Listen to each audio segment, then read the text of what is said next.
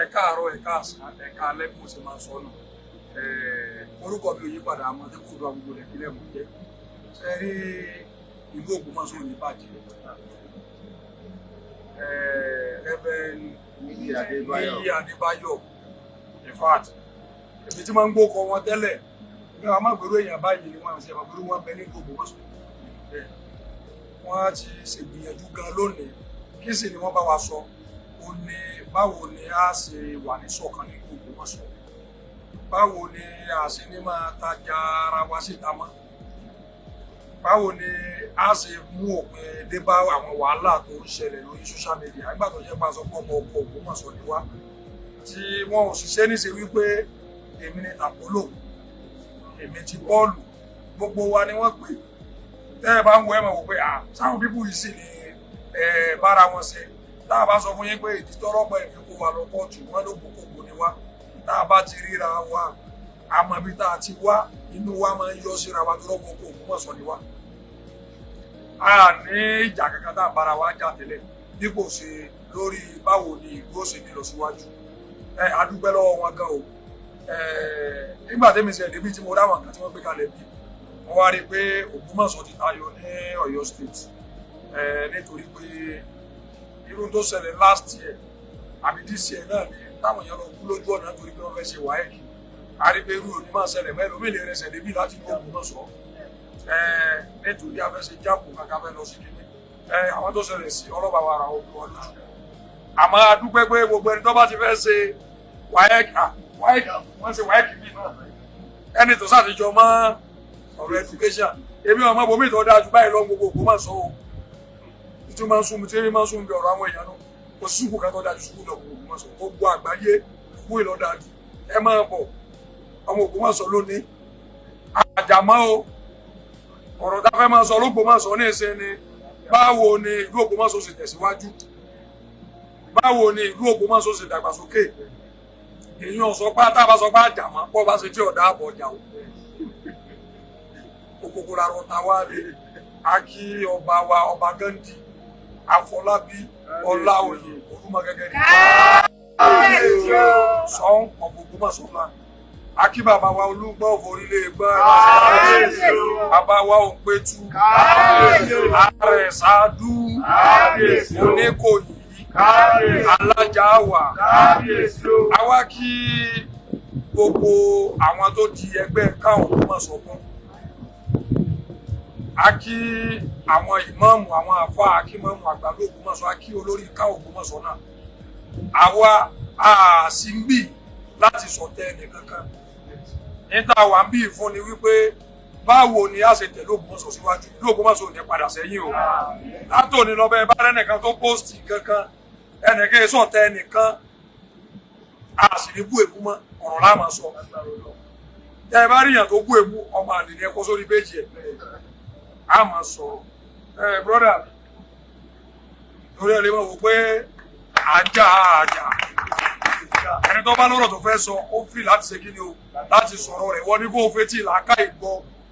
ọmọ fetí ọ̀tẹ̀ gbọ́ ẹ ṣeun orúkọ mi ò yí padà Àmọ̀tẹ́kùn Oòduà náà mo jẹ́. orúkọ tèmi ni Ayọ̀bámi Yusuf tí gbogbo èèyàn mọ̀ sí Ọ̀rọ̀kútópọ̀ TV mo kí Reverend Níyì Adébáyọ̀ tí Ọlọ́run fi ṣe ìtakókò ìjókòó yìí àkọ́kọ́ nínú tó yà mí lẹ́nu ni pé wọ́n bá sọ fún mi pé irú sẹ́ńtà báyìí wà l'Ógbómọ̀ṣọ́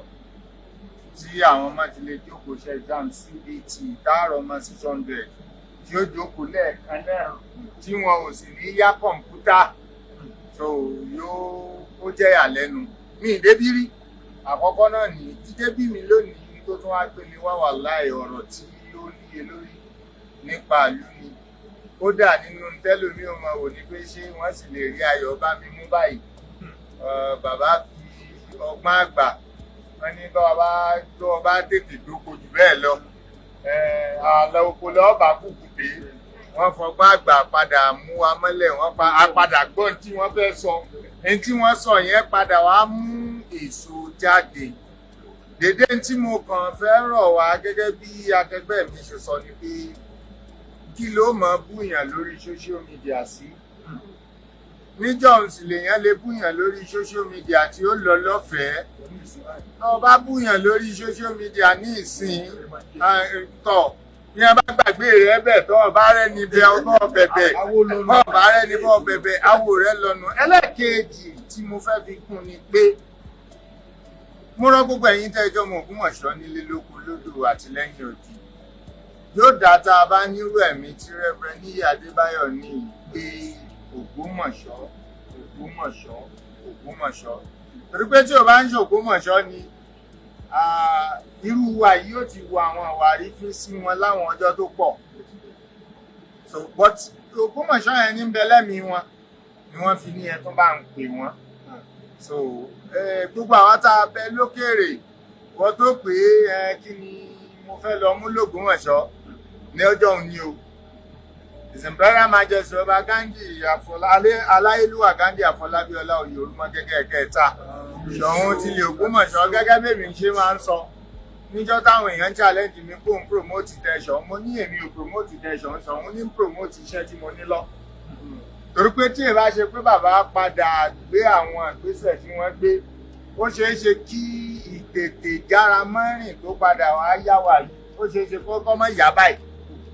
bọ̀tígbà tó lórí ti gbé níbi tó ti wúwo ọmọ ẹ̀yìn kan ń ṣe falala ní so èmi rọ̀ wá bí kábíyèsí ṣe gbé yìí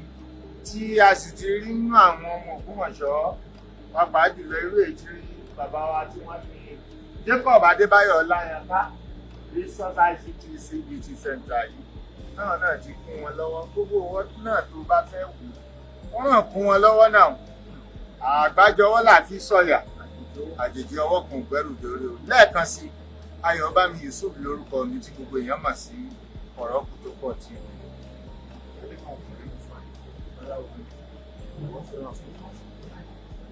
Don't worry. wà á bí ìtọ́ wá ó máa bí ìdí tó bá mu dání àfọwọ́ rí olè kan òkè àádùn. You guys, the mic is on. Don't worry. Just. Ẹ máa sọ báyìí, máa wẹ̀ sọ báyìí. Inú wọn ò ga jura wọn lọ náà. Hello, Agbègbè Ògbómọ̀ṣọ́ tí ọgẹ́ Mary D. Mo ka máa kámẹ́rà ń bẹ lọ́wọ́ rẹ̀. A wà ní Jack ní ìlú Ògbómọ̀ṣọ́. Ẹni tó bá ń fọ́lọ̀ wa dáadáa, ẹ máa ti rí pa tí máa ń ṣe promotion fún Jack. So lọ́dọ̀ bàbá wa Reverend Níyì Adébáyọ̀ ojúlówó ọmọ Ògbómọ̀ṣọ́ dáadáa. So nǹkan tá a fẹ́ láti wá ṣe ń bíbá ẹni pé àkọ́kọ́ wọ́n pe gbogbo àwa bloggers àti content creators tá wà ní ìlú Ògbómọ̀ṣọ́ gbogbo àwa mílíọ̀nù in short okay wọ́n pè wá wípé àwọn fẹ́ kí àlàáfíà ó wà ní ìlú Ògbómọ̀ṣọ́ àwọn wá òpé báwo ló ṣe lè wà táwọn bá pe ẹni tó ń support ọba táwọn bá pe ẹni tó ń support imam sísọ yìí pé ọ̀kan ni wá ní ìlú Ògbómọ̀ṣọ́ táwọn bá wa sọ̀rọ̀ àlàáfíà pé àlàáfíà yẹn máa ṣe kí ni kó máa jọba so nǹkan tí wọ́n pè wá fún and we are very very grateful and happy yìí pé gbogbo ẹ̀ ó dẹ̀ tùbà ó tù ṣẹ́ gbogbo wa gbà sí wọn lẹ́nu ẹ máa rí yìí pé gbogbo wa inú ìfẹ́ la wà this is ọlọ́mọ Ògbómọ̀ṣọ́ Àmọ̀tẹ́kùn Oòduà Àkárò ohun gbogbo wa ìṣọ̀kan la wà adẹ̀gbọ́ sí wọn lẹ́nu bọ́ kí n tó máa lọ ẹ má gbàgbé Jack kí ni wọ́n ń ṣe ní Dubai ọmọ yìí tí wọ́n fẹ́ ṣe exam bóyá WAEC ní NECO ní JAMB center yẹn ti wà ní ìlú Ògbómọ̀ṣọ́ a ní láti máa kiri ká mọ́ ẹ̀yin náà mọ nǹkan tí ó ṣẹlẹ̀ nígbà yẹn tí àwọn ọmọ kan pàdánù ẹ̀mí wọn ló wọ́n á ṣe wá rò gẹ́gẹ́ bí ẹni tó nífẹ̀ẹ́ ìlú wọn pé jẹ́ kí n ṣe irú center sí ìlú Ògbómọ̀ṣọ́ so àdúrà wa náà ni wípé nínú oore tí Ọlọ́run máa ṣe fún yín eléyìí ló máa kéré jù àdẹ̀mí fi ikú ànífi mọ yín lágbára Ọlọ́run we are very very grateful inú wa dùn wípé ẹ jẹ́ ojúlówó ọmọ àfòkójà bí èṣù ọ̀dàrà God bless you God bless Ọba Ghandi Shehu náà Chief Imam of Ògbómọ̀ṣọ́ God bless you God bless you. Orúkọ mi ni Kọ́lá Ògbómọ̀ṣọ́ ìgbà tí bàbá wa Reverend Níyì Adébáyọ̀ tó kù wá wípé àwọn fẹ́ kí a ṣe ìpàdé àlàáfíà àwa tá a wà níkọ̀ọ̀kan bàbá kábíyèsí àtàwọn tó wà níkọ̀ọ̀kan bàbá ìmáàmù èmi ń ro lọ́kàn mi pé àṣé ó máa ṣeéṣe ṣùgbọ́n nípa orí ọ̀fẹ́ Ọlọ́run a dúpẹ́ wípé ó ṣeé ṣe a kí bàbá wa Reverend Níyì Adébáyọ̀ pé wọ́n kú iṣẹ́ takuntakun tó ń ṣe a kí bàbá wa Reverend Peter Ọlálẹ́yẹ náà torí wọ́n ṣiṣẹ́ pé wọ́n pe gbogbo wa pé báwo ni ìpàdé àlàáfíà yìí ṣe fẹ́ wáyé a dẹ̀ dúpẹ́ wípé gbogbo wa wà ní àlàáfíà gbogbo ẹ lọ níwọ̀rọ̀ rẹ̀ gbogbo ẹ̀yin tí ẹ bá ń bá wa dá sọ̀rọ̀ Ògbómọ̀ṣọ́ a sì fògbókògbó ẹ lọ wáṣẹ́ mi ṣe ní péèjì ẹ wọ́n nǹkan nǹkan míì ṣe ní mídíà kìíní rẹ wọ́n máa sọ̀rọ̀ Ògbómọ̀ṣọ́ mo má bá wa dá sí mọ́ ọ̀rọ̀ Ògbómọ̀ṣọ́ ó kàn ẹ lọ wá ṣẹ̀ṣẹ̀ yìí blọ́gà tẹ̀ fọ́rọ̀ Ògbómọ̀ṣọ́ jẹun àdẹ̀dúpẹ́ lẹ́ẹ̀kan sí lọ́wọ́ bàbá wa wípé wọ́n ṣiṣẹ́ takuntakun ìgbà tí mo rí gbogbo àwọn iṣẹ́ tí wọ́n ṣe yìí mo rí pé ajé sọ̀sì bíbá yìí bàbá wa alágbára lọ́wọ́ ọlọ́bẹ̀ ṣe tún l'Ògbómọ̀ṣọ́ ṣe yìí Ọlọ́run ní jẹ́ kílẹ̀ àtọ̀nà yín náà bàjẹ́ gbogbo àwọn ọmọ Ògbómọ̀ṣọ́ tó wá fẹ́ ṣe dáadáa l'Ògbómọ̀ṣọ́ títí bàbá wa Reverend Níyì Adébáyọ̀ kan gbọ́n o ìwọ náà wàá ṣe rere s'Ògbómọ̀ṣọ́ wọ́n sọ pé ìjà ń bẹ òṣìjà l'Ògbómọ̀ṣọ́ o àlàáfíà làwà mo dẹ̀ kí bàbá wa Gandhi náà mo kí bàbá chief imam àti gbogbo èèyàn tó wà l'Ògbómọ̀ṣọ́ wípé àlàáfíà tó ń jọba yìí yóò tún máa jọba sí ẹ ṣé àdúpẹ́ ìwọ tó bá fọmọ ẹ fẹ́ ṣe wáyẹ̀kì ó fẹ́ ṣe nẹ́kó fẹ́ ṣe jáàbù tètè tá a ṣẹ̀ṣẹ̀ mọ̀ bọ̀ sí jáàkì o má sọ wípé o fẹ́ lọ bò mí o torí àwọn tó wà níbí báyìí wọ́n dáńtọ́ gidi lágbára lọ́wọ́ olóore báyìí yóò tún máa ṣẹlẹ̀ l'Ògbómọ̀ṣọ́ ẹ̀yin fáǹsì wa káàkiri akíyín wípé ẹ ṣé àlàáfíà àtijọba l'Ògbómọ̀ṣọ́ o gbogbo ẹ̀yin bloggers sọnù ẹ wá ṣẹṣẹ o ẹ ṣé àdúpẹ́. Orúkọ mi ni Karunwi Media TV Ògbómọ̀ṣọ́ ní bàjẹ́ o. Orúkọ mi ni Lateef Quadri tí gbogbo èèyàn mọ̀ sí Coded Photography. Orúkọ mi bá fọ́ ìpadà èmi ní Ṣèyí ọmọ Ògbómọ̀ṣọ́ Media TV ọdún ní jẹ́ kó bàjẹ́. Orúkọ mi ni Fẹ́mi Adédèjì Ògúnmọ́lá gbogbo èèyàn mọ̀ sí FM. Orúkọ mi ni Jeremiah Iléke bàbá ìrere tí gbogbo èèyàn mọ̀ sí bàbá ìrere kásá ti máa ṣe dáadáa. Orúkọ tèmi náà ni Níyì Adébáyọ̀ láti kí lórúkọ mídíà tèmi náà. Ẹ ṣé o, thank you so very much. Àwọn bloggers wa gbogbo àwọn content creators wa láti ṣèpàdé àlàáfíà kò sí èkú kò sí jà mọ́ bí Ògbómọ̀ṣọ́ ṣe máa tẹ̀síwájú òun ló jẹ wá lógún o. Torí náà wọ́n dẹ̀ ti báyìí sọ̀rọ̀ àwọn bloggers láti ìlú mìíràn ẹ̀kọ́ Ògbómọ̀ṣọ́ levin trend àgbéṣẹ́ ròyìn o àwọn ògbó àwọn bàbá wa nílùú Ògbómọ̀ṣọ́ o àlàáfíà la fẹ́ ìtẹ̀síwájú la fẹ́ o ní 2026 Ògbómọ̀ṣọ́ á tẹ̀síwájú ju bó ṣe wà yìí lọ ní gbogbo ọ̀nà ẹ ṣé o God bless you God bless all of you. Orúkọ tèmi ni Reverend Peter Ọlálẹ́yẹ tí mo jẹ́ agbẹnusọ fún ọba Gandhi Afọlábí Ọláoyè gẹ́gẹ́ bí tọ̀sán